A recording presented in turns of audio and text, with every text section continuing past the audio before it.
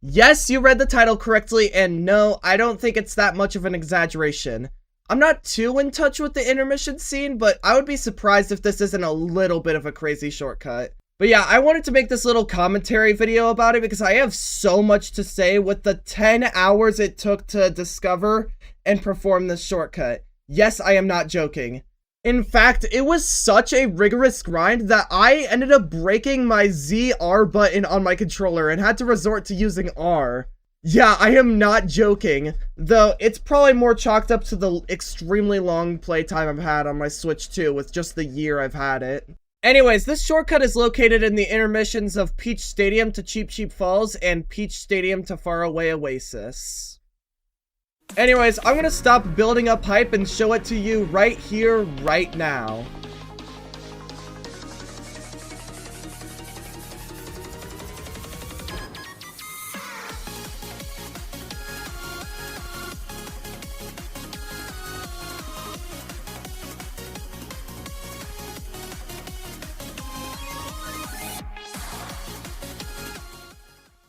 So yeah, you probably have a few questions after seeing that. First of all, why did it take you 10 hours? And second of all, why would you even do this? First of all, although it looks pretty hard, I'll go into more detail on this when I actually explain how to do the shortcut, but it is a million times harder than it looks.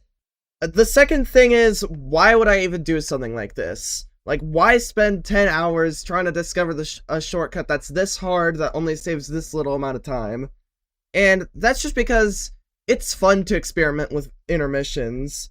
The intermissions in this game get a very bad rap in the community, and the fact that everyone ignores it leaves so much potential for shortcut finding in this game. And I remember, I would spend so much time just going through the intermissions, finding these little shortcuts that I thought were cool, until I got introduced to the YouTuber Ben Ramen, who does this series on one shortcut for every intermission. I really enjoy the series, and it spawned a little bit of a mini community inside the Mario Kart World community. However, there is one thing about the series that just doesn't sit right with me, and it's the fact that it tries both to validate intermissions and also be a good tutorial on how to win at certain intermissions at the same time, which puts it in this weird position, and most of the shortcuts that, are shown are bragged for their insane amount of time save. Like, oh, it's like a second time save, whoa! But it's like easy stuff that you could perform online, which does have its value, don't get me wrong, I still like the series. I'm hoping that my criticism is more constructive though. Please don't kill me, Ben Ramen. Also, Ben Ramen, if you're watching this, I obviously want you to include my shortcut, but I also want you to include this guy's Peach Stadium to Faraway Oasis shortcut. It's very cool, and it seems that it's flown under your radar, judging by how you haven't commented on it yet. But also, what I value in shortcuts is those ones that truly test the limits of what is possible in this game, just making it barely possible enough to be able to perform online, but just crazy enough where it is extremely impressive.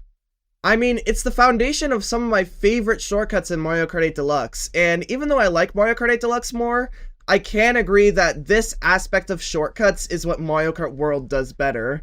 And what I'm hoping to do is bring that same aspect that makes tracks like Cheep Cheep Falls so cool to intermissions. In fact, it's in the Cherry Rally, so I bet some Knockout Tour heads are gonna go crazy over this. Anyways, all of that is pretty cool, but I can't just be throwing you guys at the deep end, obviously, so I need to teach you how you can do the shortcut for yourself. This is gonna be my first time really teaching a shortcut like this, so sorry if I don't do the best job, but I will try my best to explain this monster of a shortcut. First of all, from my testing, this is only possible with 20 and 16 coins, which is really disappointing because it's at the start of the race. I do theorize that it might be possible with 6 coins, but that's gonna take some effort from the community. Speaking of, if any of you guys find a way to improve the shortcut, please tag me in your videos because I want to see them. Anyways, back to the lesson. What I usually do for alignment is that I do it at a sort of 45-degree angle. It might be possible at other angles, but from my testing, this is the most consistent and might be the only possible one. And what you want to do is that you want to charge jump into this sort of fence thing right here. And if you know anything about Mario Bros. Circuit, you would know that charge jumping into a fence gives you a lot of height for some reason. And that's pretty similar to what we're going to be doing right here, but it's just a little different. What you want to do is that you want to jump into a specific spot of the fence. And I use this little marker right here as an indication on where to jump. And then you want to do a right trick afterwards. Why doing everything in this specific way gives you this weird right trick that doesn't actually go that far to the right is, like, I still don't know. But what I theorize is that you're kind of on the rail, but you're in a position where the game tries to put you back onto where the rail actually is.